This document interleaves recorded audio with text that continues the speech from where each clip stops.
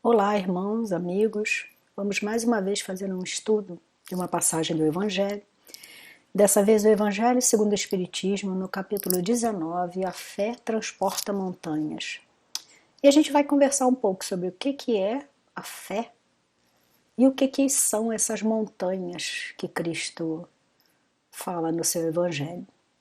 Antes, porém, eu vou ler uma passagem do Pão Nosso, da série Fonte Viva, psicografada por Chico, no item 9, Homens de Fé.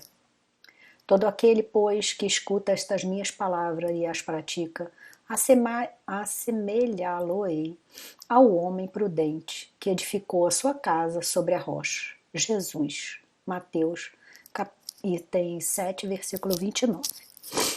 Os grandes pregadores do Evangelho sempre foram interpretados à conta de expressões máximas do cristianismo, na galeria dos tipos veneráveis da fé. Entretanto, isso somente aconteceu quando os instrumentos da verdade efetivamente não olvidaram a vigilância indispensável ao justo testemunho. É interessante verificar que o Mestre destaca, entre todos os discípulos, aquele que lhe ouve o ensinamento e os pratica. Daí se conclui que os homens de fé não são aqueles apenas palavrosos e entusiastas, mas os que são portadores igualmente da atenção e da boa vontade perante as lições de Jesus. Examinando-lhes o conteúdo espiritual para o trabalho de aplicação no esforço diário. Reconforta-nos assinalar que todas as criaturas em serviço no campo evangélico seguirão para as maravilhas interiores da fé. Todavia, cabe-nos salientar em todos os tempos o subido valor dos homens moderados que, registrando os ensinos e os avisos da Boa Nova, cuidam desvelados da solução de todos os problemas do dia ou da ocasião, sem permitir que suas edificações individuais se processem longe das bases cristãs imprescindíveis. Em todos os serviços, o concurso da palavra é sagrado, indispensável, mas aprendiz algum deverá esquecer o sublime valor do silêncio, a seu tempo, na obra superior do aperfeiçoamento de si mesmo, a fim de que a ponderação se faça ouvida dentro da própria alma, norteando-lhe os destinos. Peço então que fechem seus olhos, que elevem seu pensamento a Jesus e juntos vamos agora tentar nos comunicar com o nosso eu interior, como agora nessas palavras Emmanuel passou, né? É um aperfeiçoamento de ti mesmo, ou seja, aquela parte que a gente tem que entrar na gente, entrar pra gente, se conectar com a gente, para fazer essa oração de fé, pedindo que o Senhor possa nos abençoar, pedindo que Ele nos inspire, para que possamos dizer as palavras que toquem ao coração de cada um que vai ouvi-las. Que assim seja, graças a Deus. Então, como eu disse, vamos ao estudo. Nós estamos estudando o Evangelho, capítulo 19, a fé transporta montanhas. E o que a gente primeiro precisava saber? O que é fé? Né? O que é fé para você? E eu fui perguntar. E eu perguntei a uma amiga, hoje pela manhã, o que você entende por fé? E ela falou, eu vou dizer com as minhas palavras o que é fé para mim. E ela disse assim, fé é acreditar naquilo que nós não vemos, não tocamos. Toca somente o nosso coração. E acreditamos que isso possa mover o coração da gente. Cremos em Deus e não o vemos, só o sentimos. A Kátia. Foi a Kátia que falou isso para mim. E resume tudo que a gente precisa falar de fé. Fé é acreditar, é ter confiança. Mas não é só isso. E por isso eu fui estudar mais um pouco, né? E aí a gente vai poder falar um pouco sobre o que mais é essa fé. Mas é tudo isso que ela falou, de uma forma muito simples, muito verdadeira, mas tem mais para a gente saber sobre fé e sobre essa fé que consegue fazer com que montanhas sejam transportadas. E que montanhas vão ser essas nas nossas vidas? Vamos começar então. Então eu fui na Wikipédia, no Google, tá lá, fé, do latim fide, é a adesão de forma incondicional a uma hipótese que a pessoa passa a considerar como sendo uma verdade, sem qualquer tipo de prova ou critério objetivo de verificação, pela absoluta confiança que se deposita nessa ideia ou fonte de transmissão. A fé acompanha a absoluta abstinência de dúvida, pelo antagonismo inerente à natureza desses fenômenos psicológicos e da lógica conceitual. Ou seja, é impossível duvidar e ter fé ao mesmo tempo. E aí eu vou dar uma paradinha. Lembra o que ela falou? Fé é crer, é confiar naquilo que a gente nem vê, nem sente, só sente, não toca. Então, é não ter dúvida. E é impossível duvidar e ter fé ao mesmo tempo. Ou você confia, ou não confia. A expressão se relaciona semanticamente com os verbos crer, ou seja, fé se relaciona com o verbo crer. Acreditar, confiar e apostar. Opa!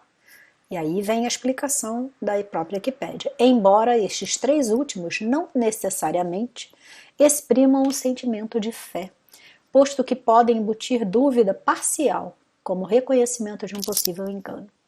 A relação da fé com os outros verbos consiste em nutrir um sentimento de afeição, ou até mesmo amor, por uma hipótese a qual se acredita ou confia ou aposta ser verdade. Portanto, se uma pessoa acredita, confia ou aposta em algo, não significa necessariamente que ela tenha fé. Diante dessas considerações, embora não se observe oposição entre crença e racionalidade, como muitos parecem pensar, deve-se atentar para o fato de que tal oposição é real no caso da fé, principalmente no que diz respeito às suas implicações no processo de aquisição de conhecimento, que pode ser resumida à oposição direta à dúvida. É possível nutrir um sentimento de fé em relação a uma pessoa, um objeto, uma ideologia, um pensamento filosófico ou qualquer conjunto de regras. Um paradigma popular, social e historicamente instituído, uma base de propostas ou dogmas de uma determinada religião. Então, não vou nem continuar, mas para a gente saber o que a própria enciclopédia fala do que é fé. Então, a fé tem a ver com verdade, tem a ver com confiança. Então, vamos falar sobre o poder da fé. Que poder? Né? Então, o poder da fé. Esse poder se remete a um verbo, como vimos na Wikipédia. Não é a real expressão da fé, mas o sinônimo mais próximo que temos para expressar a fé.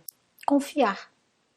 Esse verbo, junto com acreditar, confiar, talvez exprima, mais ou menos, né, em palavras, o sentimento da fé.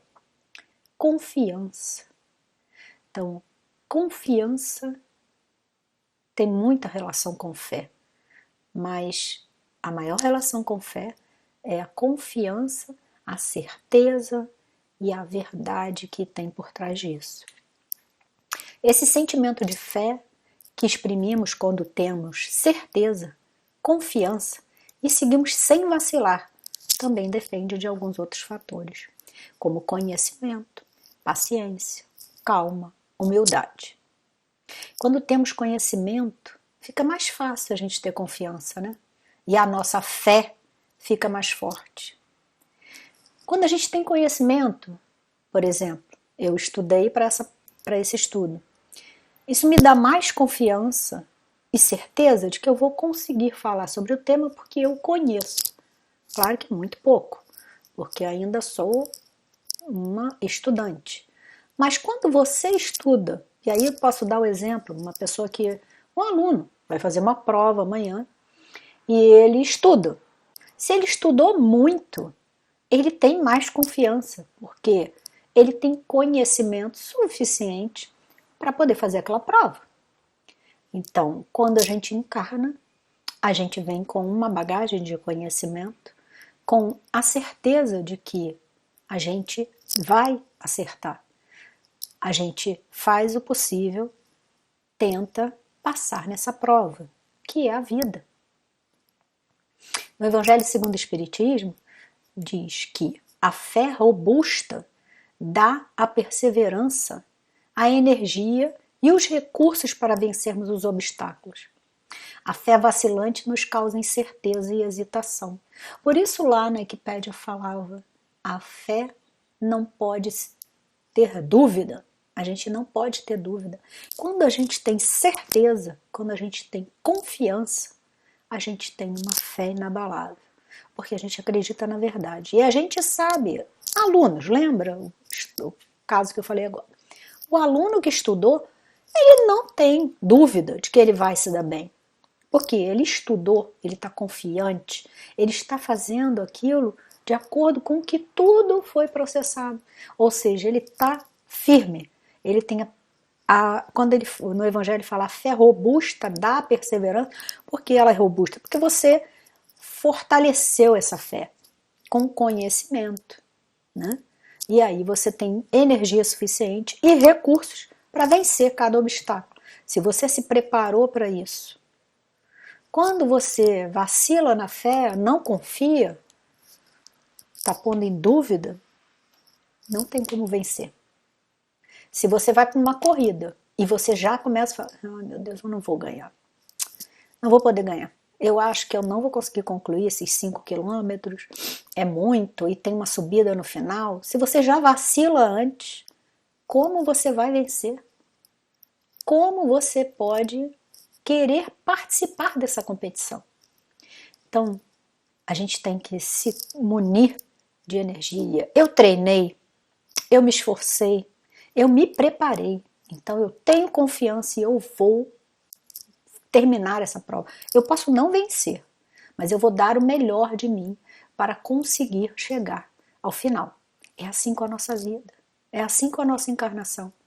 Nós viemos com fé, com confiança, com um ensinamento, adquirimos esse conhecimento durante a encarnação e a gente tem certeza que a gente vai conseguir vencer os obstáculos e ao final ser graduado, né? E quando voltarmos ao mundo espiritual, a gente vai olhar e falar, consegui cumprir minha missão. Mas às vezes também não é possível. Às vezes a gente deu o melhor da gente, mas não conseguiu. Ou às vezes a gente vacilou, a gente teve dúvida, a gente não estava totalmente preparado. Ou a gente tinha alguns defeitinhos ainda, um tal de orgulho, falta de humildade, ou uma soberba de que já sabia tudo, né? E eu tenho alguns exemplos para a gente, algumas historinhas, para a gente poder falar sobre o que é fé, o que é superar um obstáculo, né? E eu vou ler para vocês, é do livro, ó, Vivendo o Evangelho, volume 2. A gente, nesse livro, estuda o Evangelho, as passagens, com uma delicadeza incrível. E no item 235, ele fala, acredita sempre. Acredita em tuas possibilidades de transformação, ainda que pareça difícil.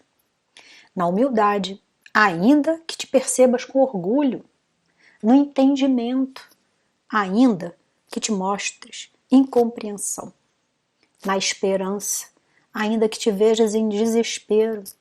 Na paciência, ainda que reveles intolerância. Acredite, na coragem, ainda que tenhas medo. Na bondade, ainda que te atoles no mal. No amor, ainda que namores o ódio. Na brandura, ainda que hajas com irritação. No perdão, ainda que penses em vingança. Na paz, ainda que te iludas com a violência. Acredita sempre no bem. ainda que não te sintas preparado para ele. E esforça-te pela renovação íntima, segundo os ensinamentos do Evangelho, porque é tendo fé sincera e perseverante que um dia removerás as montanhas de imperfeições que ainda te separam de Deus. Ainda te separam de Deus. Que montanhas são essas?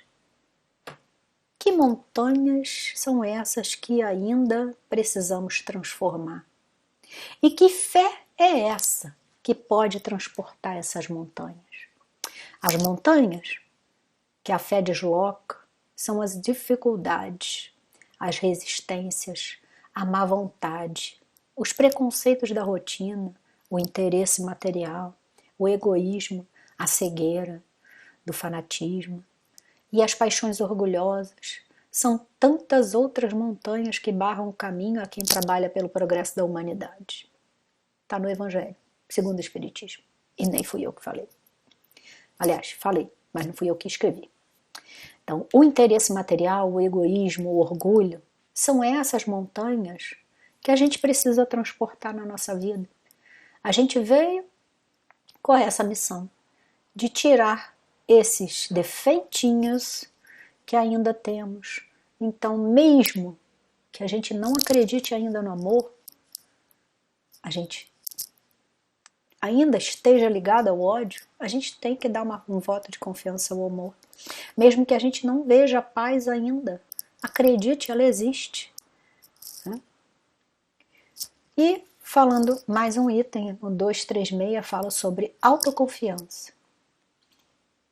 Quando a gente tem conhecimento, lembra que eu falei que o aluno consegue fazer a prova melhor? Por quê? Porque ele confia. O cirurgião confia em sua destreza. O ladrão que prejudica em sua astúcia. O escritor que escreve em seu estilo. Então, eles confiam nisso. O professor que ensina confia em seu saber. O hipócrita que disfarça acredita e tem confiança no seu cinismo. O mentiroso que engana em sua esperteza. O empresário que realiza em sua visão.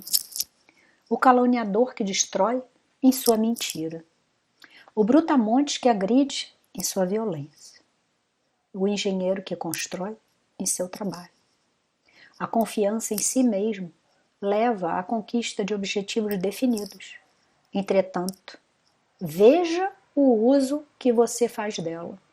A chama é útil ao fogão, mas na floresta é desastre certo. Então, temos confiança, mas pensa no que estás a confiar. Porque o poder da fé é enorme. Mas, e se você não souber usá-lo?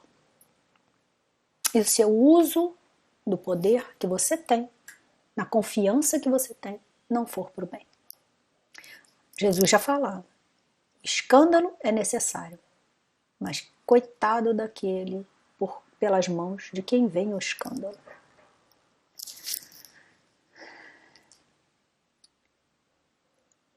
E eu queria falar do outro poder da fé. Esse poder da fé que a gente falou é um poder do conhecimento, de crença, de um lado mais material, onde a gente faz alguma coisa que acredita e tem fé, tem confiança. Mas quando a gente fala no poder da fé que cura, a gente já vai falar de um outro ponto. Um ponto mais sutil, onde a gente trabalha com o mundo que a gente quase não vê, o mundo invisível. Então, aliada à fé, à certeza de uma verdade, confiança, a gente pode usar esse poder da fé. Jesus disse, se não curastes foi porque não tinhas fé, homens de pouca fé. E o Evangelho diz, o poder da fé se demonstra de todo modo direto e especial na ação magnética, por seu intermédio. O homem atua sobre o fluido agente universal, modifica-lhes as qualidades e lhe dá uma impulsão, por assim dizer, irresistível. Aquele que é um grande poder fluídico, normal, junta ardente fé, pode só pela força de sua vontade, dirigida para o bem, operar esses singulares fenômenos de cura e outros. E aí, a gente lembra de vários momentos em que a gente sabe, todo mundo tem um caso desse na família ou de um amigo, de algum conhecido, de pessoas que se curaram pela fé. E a Igreja Católica sempre assumiu isso como um milagre, né? Quando você tem fé em um santo, a gente tem fé em alguma coisa, né? E aí a gente entrega aquela fé toda, que ela direciona aquele pensamento todo e manipula esses fluidos com a nossa vontade, e a gente tem fé que isso vai ocorrer, que essa cura vai acontecer. E quantas vezes foram curadas pessoas porque tinham muita fé, não importa no que, mas elas têm uma fé grande que ela vai conseguir. E isso não é milagre. Na Gênese tem um capítulo só sobre milagre, né? E a gente vê que Kardec fala na Gênese, não tem milagre, não existe milagre. O que existe são forças que a gente ainda não sabe, talvez ainda não estejamos capacitados para movimentar e para fazer com que isso se realize, essa cura se realize. Tem ainda a fé religiosa. A fé religiosa é uma crença em dogmas especiais. Pode ser cega, pode ser raciocinada. E como na nossa doutrina a gente fala sobre a fé raciocinada, é nela que eu vou me ater. Na fé raciocinada, somente a fé que se baseia na verdade garante o futuro. Está no Evangelho segundo o Espiritismo. E ele fala ainda, a fé necessita de uma base que é a inteligência perfeita daquilo em que se deve crer. As pessoas, para terem certeza, precisam compreender. É a fé raciocinada que o Espiritismo acredita. Quando a gente compreende, não faz mais sentido quando você entende o que a gente está falando, o que a gente está sentindo. Quando eu compreendo o que eu estou, sobre o assunto que eu estou falando, e ele faz sentido para mim, ele se torna uma verdade e eu posso seguir, questioná-lo, estudar mais, descobrir algo, buscar mais informação. É muito ruim quando um palestrante vai numa palestra, fala um assunto e você fica, oi? Essa verdade, ele é sensacional. Pessoa boa, tem uma palavra maravilhosa, ela conseguiu me conquistar. Isso para mim, a partir de agora, é uma verdade. Isso é ruim. A pessoa devia ouvir, buscar informação nos livros, na obra toda que Kardec teve o trabalhão de codificar, para ver se aquilo era verdade. Será que isso é verdade? Será que essa informação que ele trouxe condiz com o que a doutrina diz? Com a ciência? Kardec fala, e a gente fala, repete isso 1000 vezes, quando houver dúvida, fique com a ciência. Por quê? Porque contra fatos não há como justificar outra coisa. Então precisamos pensar. Uma fé que busca compreender os fatos e tira da lógica a certeza que nos faz acreditar nas forças acima de nossas capacidades, ainda limitadas e embotadas nesse planeta, onde o material ainda nos impede de ampliar nossas ações. Temos dentro de nós um conhecimento. Somos divinos, filhos do Pai Celestial. E isto nos torna deuses. Só não sabemos manipular ainda todas essas possibilidades que existem para operarmos esses mesmos milagres de Jesus. Assim como os seus discípulos, que tinham pouca fé, nós também ainda temos pouca fé, visto que temos pouco conhecimento e, portanto, não conseguimos confiar em nós mesmos. Quem consegue adquirir um pouco mais dessa confiança opera milagres consigo mesmo. E aí, me lembrei agora, logo no início, lá naquele texto do Pão Nosso, falava que em todos os serviços o concurso da palavra é sagrado e indispensável. São os palestrantes falando, né? Mas aprendiz algum deverá esquecer o sublime valor do silêncio, a seu tempo na obra superior do aperfeiçoamento de si mesmo, a fim de que a ponderação se faça ouvida dentro da própria alma, norteando-lhe os destinos. A gente tem que voltar para si mesmo e ver conosco se isso faz sentido. A fé vem de dentro, vem da alma, né? E é isso que faz com que a gente supere obstáculos. Hoje em dia, a fé tem tanta importância que a gente tem visto até na televisão. Eu vi ontem no anúncio entre um jogo de futebol, um canal, né? Não sei, um site, sei lá, que falava sobre a fé. A fé que move cada brasileiro, cada ser humano. O brasileiro é conhecido como um povo de muita fé, porque a gente acredita, porque a gente tem confiança que vai dar certo. E nesse comercial mostrava que a gente tinha confiança. A pessoa tatuava a palavra fé, a pessoa falava de fé, e ele falava assim, mesmo que só tenha 1% de chance, a gente vai continuar confiando. Porque se existe esperança, se existe chance de vencer, nós vamos acreditar. A fé é isso. É a gente acreditar. Acreditar que vai chegar lá. Tem uma história para contar para vocês. Do livro Conte Mais. Eu lia muito esse livro para os evangelizandos, né, quando a gente fazia evangelização.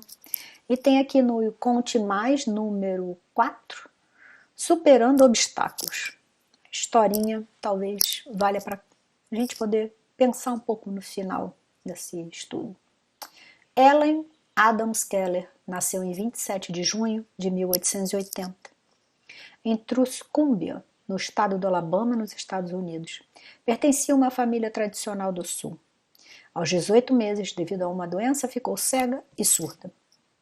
A família tinha muita dificuldade em lidar com ela, pois a menina vivia num mundo escuro e silencioso, e devido à surdez, ela ficou muda. Ellen foi crescendo como uma criança selvagem. Era muito agitada, descontrolada, e a família teve que excluí-la da convivência social pelo seu modo inadequado de ser. Quando completou 7 anos, os pais contrataram uma professora indicada por Alexander Graham Bell. Anne Sullivan, de 21 anos, que havia estudado na escola Perkins para cegos. Anne, quando criança, tinha sido cega, mas recuperou a visão após 9 cirurgias. Essa era a professora de Helen. A professora hospedava-se na residência de Helen para conviver com a menina e tentar educá-la. O desafio era imenso e Anne buscou explorar o sentido do tato da criança, para que este servisse de elo entre o mundo de ambas, uma vez que a visão e a audição eram nulas. A jovem professora tentou insistentemente dar a entender à aluna a relação entre as palavras e aquilo que elas significavam. O início do sucesso da aprendizagem de Helen ocorreu com a palavra água. Certa tarde, enquanto a água de uma bica jorrava sobre uma das mãos de Helen, Anne escrevia com os dedos água na outra mão da criança. A professora repetiu várias vezes a experiência e o milagre aconteceu. Helen entendeu que água era o nome do líquido que sentia pelo tato. O entusiasmo da criança foi tamanho que até o fim daquele dia ela aprendeu mais 30 palavras.